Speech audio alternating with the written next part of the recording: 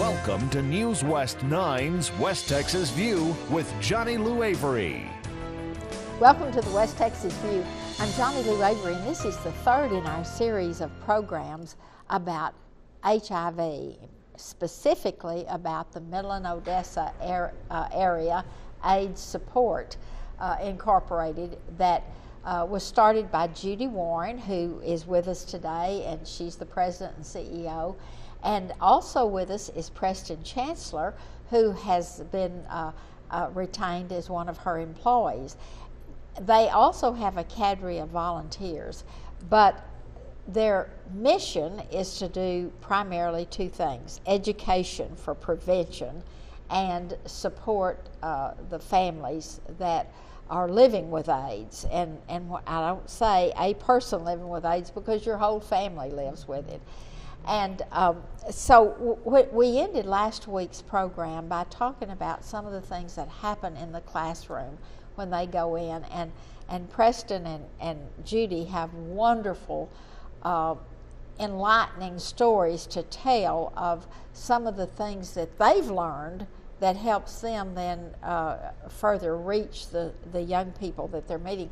And Preston, I want you to start off by talking about what you say to the girls and the guys about who do you love the most, and it's always your mother. And well, you know, I find out a lot of things, and I sort of joke about this a bit because I grew up in an all-boy family, and until I had a daughter who went through school, I tell the kids now, I say, you boys, y'all are weenies. These girls are tough on this peer pressure.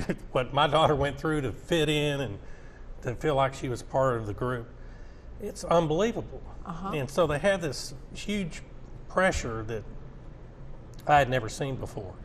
And so, you know, I always tell the kids, don't let this peer pressure get in your way. And so be tough enough to withstand it. And know that when you get out of high school, you'll be lucky 5 years later if you know two people from high school. All the groups break up, and life is so much better down the road. But the media, everybody's telling them, you know, you need to have sex to fit in. You need to be a part of the group. You have to fit in. It used to be boys always chasing girls. Now it's an equal opportunity aggression on both sides. So I tell the boys, you watch out because there's girls that are going very after aggressive, you. Yeah. But it's more important to get on in life. You know, I said as a naval officer, I've been around the world twice. I've climbed Mount Fuji. I've driven an 800-foot ship through the Suez and Panama Canal. Lived in San Diego for 8 years. That's fun. Driving around Midland or Odessa, smoking pot, you know, getting high, playing video games. Drunk. That's not the end all to be all, believe me, that's not. And the kids sort of chuckle about that because I know they're doing it. So I say, you've got, you know, peer pressure is very important. Parents need to be aware of this, who their kids are hanging with. Because I am too. I'm susceptible, and I tell them stories of good friends I've lost who got involved with the wrong peer group. Had a boy literally yesterday at Midland High School that came up to me crying after I spoke and said, I feel so bad because I introduced my friend to the wrong group. I got out of that group and I'm doing okay now, but he didn't, and he ended up killing himself. And there was this huge guilt. And so, you know, I counseled and talked to him for a while. So peer pressure is critical. I tell the kids, if you're the smartest, most moral person in your group of friends, you're in the wrong group. And I repeat it to them, you know. And just pick one or two good friends that really have your back, that are trying to get ahead in life. Parents need to support that, because the stories that we hear would break your heart if parents knew what was out there.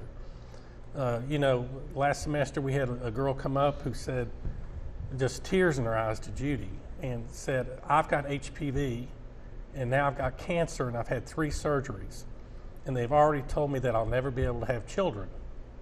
And I wanted to be a mother so bad someday. 16-year-old girl. And she said, I'm about to have my 4th surgery and I may die. That's heartbreaking. You know, we had another young girl, a high school girl, come up and say, I wish I had heard you, because I was talking about peer pressure. She said, on a Friday night, just last week, you know, a couple weeks ago, I felt I was going out with, quote, bad girls. And I knew I shouldn't go, but I went. And I ended up at a party where there's drinking and drugs. And I started drinking, and I don't know if they put a drug in my drink, but I found out Saturday that I had been raped at least 6 times. And I think I have an STD. And Judy counseled her and talked to her and took her for testing. These stories aren't unusual. These things are happening all the time in our schools. And it's funny, you said how many people come up after you talk and say, where can I get tested? Oh, yes. Just this week I had quite a few come up. I had 2 beautiful young girls from different classes come up and cry and want to be tested. And one girl, bless her heart, she said, I want to be tested. And I said, okay. And we went through where to go and everything. And she just started crying. And she said, I don't know why I'm crying. Then she said, but it was so stupid what I did. It was just so stupid. And I'm just so sorry. And I want to turn over a new leaf in my life. And I think it's important to just point out here that we know our program reaches these kids. I've never seen anything like it. And we know we're saving lives. They tell us, you just saved my life. Because I was very sexually active when I came in here, but I'm not going to be now. One very popular young boy came up to me and just did his hand out like this to shake my hand. And the girls were swarming around him, and everybody was leaving on that day. And he said, he wanted everybody to hear him. He said, I just want to thank you. I think you saved my life. He said, I want to tell you, when I came in here yesterday, I didn't want to come hear you. And I just thought, okay, good, an hour I can take a nap or zone. And he said, but I couldn't zone. I couldn't quit listening to you. He said, also, when I came in here yesterday, I was very sexually active. And he kept hitting himself on his chest. He said, this young man right here was very sexually active yesterday. He said, but I'm telling you, thanks to you, Judy Warren, this young man is leaving today and is not going to be sexually active anymore, and I'm going to wait for that one right person.